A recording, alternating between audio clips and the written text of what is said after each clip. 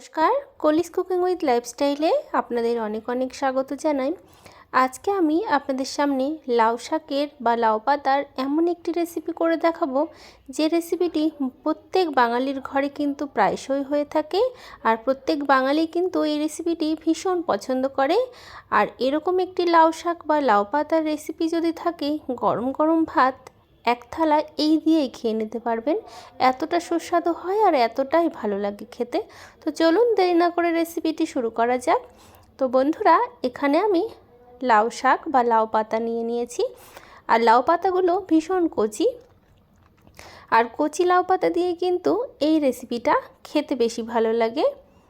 তো লাউ পাতাগুলো আমি ডগা থেকে ছাড়িয়ে নিয়েছি। এবারে এই লাউ পাতাগুলো ভালো করে বেছে কুচিয়ে নিয়েছি। দেখুন, এর থেকে বেশি কোচানোর প্রয়োজন নেই। এবারে এই লাউ পাতাগুলো ভালো করে ধুয়ে পরিষ্কার করে নেব। তো আপনারা কারা কারা লাউ পাতা বা লাউ শাক এইভাবে রান্না করেন অবশ্যই জানাবেন বন্ধুরা। তো সুন্দর করে লাউ পাতাগুলো ধুয়ে পরিষ্কার করে নিয়েছি। তো চলুন এবারে মূল রান্নায় ফিরে যাওয়া যাক। তো একটা কড়াই বসিয়ে দিয়েছি। কড়াইতে দিয়ে দিচ্ছি পরিমাণ মতো সরষের তেল। রান্নাটা আমি সরষের তেলেই করব, আর এই রান্নাটা সরষের তেলে করলেই বেশি ভালো লাগবে। এখানে 2 চামচের মতো সরষের তেল দিয়েছি। তেলটা ভালো করে গরম করে নিলাম। এবারে দিয়ে দিচ্ছি কালো জিরে। অবশ্যই কালো জিরেই দেবেন। তো কালো জিরেটা একটু ভালো করে ভেজে নিলাম। এবারে 1 মুঠো মতো রসুন দিয়ে দিচ্ছি। যারা রসুন খান না, তারা রসুনের পরিবর্তে শুধু কালো জিরে কাঁচা লঙ্কা দিয়ে রেসিপিটি করে খেতে পারেন।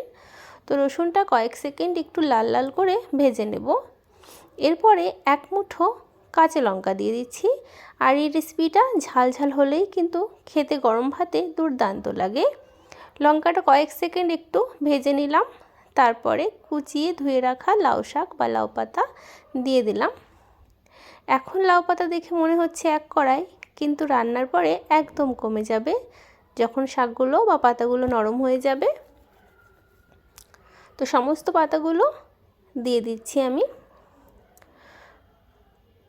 এবারে হালকা হাতে একটু নাড়িয়ে নেব। তো আপনাদের রেসিপিটি কেমন লাগছে আর কারা কারা এরকমভাবে লাউ পাতা রান্না করে খান, তো অবশ্যই জানাবেন। এবারে স্বাদ মতো নুন দিয়ে দিচ্ছি। নুনটা আমি একবারে দিয়ে দিলাম। আর এই রান্নাতে কিন্তু আমি হলুদ দেব না। হলুদ দিলে শাকের যে সবুজ ভাব সেটা কিন্তু নষ্ট হয়ে যায়, সেই জন্য আমি আর হলুদ দিচ্ছি না।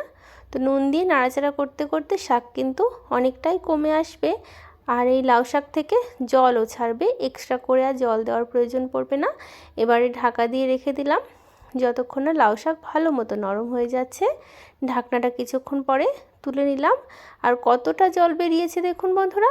আমি কিন্তু এই জলটা ঝরাবো না, এই জলটা কিন্তু টানিয়ে নেব কড়াইয়ের মধ্যে। আর এই জলটা ঝরিয়ে ফেললে লাউ শাক বা লাউ পাতার যে পুষ্টিগুণ সেটা কিন্তু নষ্ট হয়ে যাবে। তো সেই জন্য আমি এই জলটা ঝরাচ্ছি না। তো এরকম করে আস্তে আস্তে জলটাকে আমি কড়াইয়ের মধ্যে এই শাকের সঙ্গে টানিয়ে নিচ্ছি।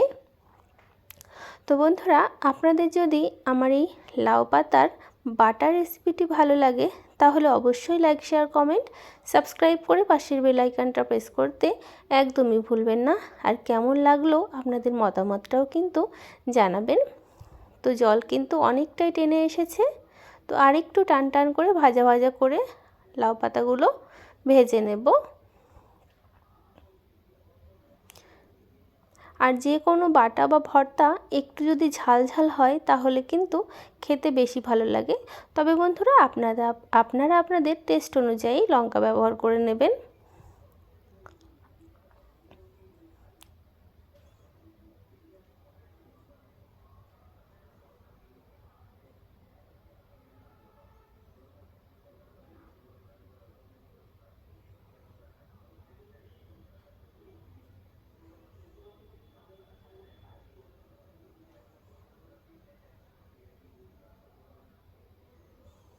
তো বন্ধুরা দেখুন, লাউ পাতাগুলো কড়াইয়ের নিচে কিন্তু লেগে যাচ্ছে আর একদম ভাজা ভাজা হয়ে গেছে। এবারে আমি গ্যাসের ফ্লেমটাকে অফ করে দেব। দিয়ে এই ভেজে রাখা লাউ পাতাগুলো একটা বাটির মধ্যে আমি তুলে নিচ্ছি।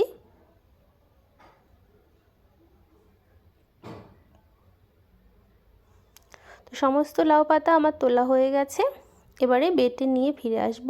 তো বন্ধুরা, আমার কিন্তু লাউ পাতা সুন্দর করে বাটা হয়ে গেছে। তো বাটা ভিডিওটা আমি আর আপনাদের সঙ্গে শেয়ার করতে পারলাম না। তো ওপর থেকে একটু কাঁচা সর্ষের তেল ছড়িয়ে দিয়েছি। যেহেতু লাউ পাতা বাটা বা ভর্তা, একটু কাঁচা সর্ষের তেল দিলে ফ্লেভারটা ভীষণ ভালো হয়, খেতেও ভালো লাগে। আর কত সুন্দর সবুজ রং হয়েছে দেখুন বন্ধুরা। গরম গরম ভাতের সাথে এরকম লাউ পাতা বাটা থাকলে এক থালা ভাত এই দিয়েই খাওয়া হয়ে যাবে। তো বন্ধুরা, আপনারা সকলে ভালো থাকবেন, সুস্থ থাকবেন। দেখা হবে অন্য ভিডিওতে। রাধে রাধে।